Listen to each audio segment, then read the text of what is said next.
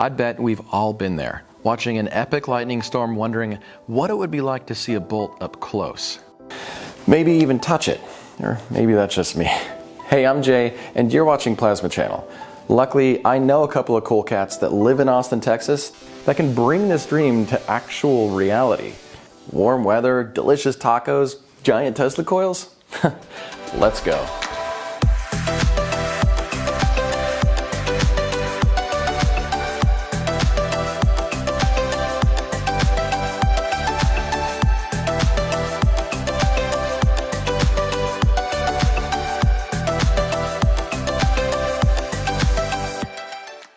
As soon as I arrived, I grabbed myself some tacos and went straight to their workshop and was greeted not just by Joe, who's a good friend of mine, but also by two giant Tesla coils that flat out would make Tesla proud. They're part of a dual coil system that stands 7 feet tall and represent only a fraction of the Tesla coils they've built. Here's two different coils that I filmed last year when we fried an iPhone. Let me be clear, their shop is a flat-up Tesla experimental laboratory full of Tesla coils, top loads, coils of wire, high-voltage experiments. It's the real deal. It's a dream. It also so happens to be a place where you can touch lightning. So let's hop to it. Since I don't like to die, Joe ran me through a safety briefing, which unfortunately I recorded on my iPhone. Your hand is always the closest thing to the coil. Like, don't ever drop your hand. And we're gonna make a tiny little spark, and then I'll ask you to walk forward until it just starts to reach your finger, right? And then after that, take a step back, and we'll just gradually increase it until we have a pretty long lightning bolt. Joe is actually part of ArcAttack, which is a musical performance group that uses Tesla coils, and the shirt he's wearing you can actually buy, and I'll include the link down below. After the briefing, I put on a grounded metal glove that both protects my hand and increases the spark length. It was attached electrically not just to the base of the Tesla coil, but also a giant counterpoise that you can see Joe working with on the floor here. What you're about to see is pretty biblical, but keep in mind I was supervised by two professionals from ArcAttack, and I also have about 15 years of high voltage experience. So if you don't understand the physics behind this or don't have really cool teachers like these guys, maybe don't do this.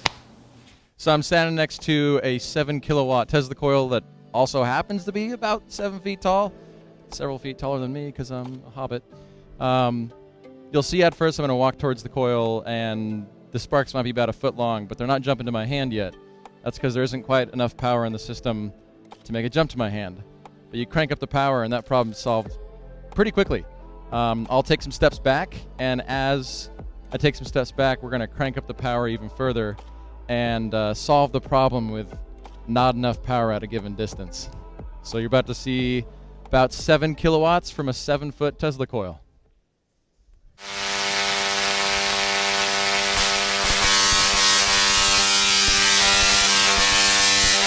Now not enough power, so they up the power.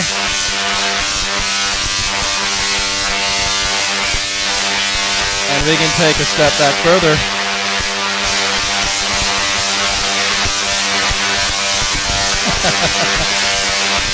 Oh man, this view is incredible.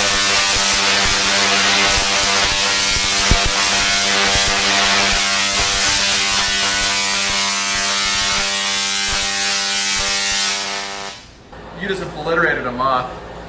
You just obliterated a moth that flew by. That was as fun as it looked, but it was also a lot more scary than the camera showed too, because the sparks weren't just jumping to my fingertips or my hand, they were branching around my hand trying to reach my body too. It was absolutely wild. Kind of like my hair. This is in complete contrast to the smaller coils like this guy. It stands about 7 inches tall, and the sparks are predictable and safe at only about 30 watts. Which is slightly less than the 7,000 watts that was coming out of the large coil. And even though Tesla coils all operate at very high frequencies, therefore the skin effect takes place, meaning the majority of electricity travels on the outside of a conductor, doesn't matter. At 7 kilowatts, you still need a grounded metal glove that allows the electricity to go to ground instead of through your body. Meanwhile, behind the scenes, Joe was able to control the frequency, the voltage, the bandwidth, and pretty much every facet about this Tesla coil. Hopefully you enjoyed this video as much as I did being a part of it. If you'd like to see some of the epic footage that ArcAttack produces, I'll leave a link to their YouTube channel down below. If you have any questions or comments about what happened, don't hesitate to leave a comment down below, because I read most of the comments. And one more thing.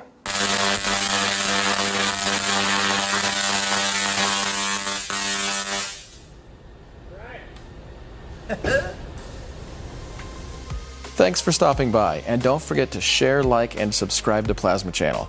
I post to other social media, and feel free to check out our various other episodes. With science every 2 weeks, you stay classy.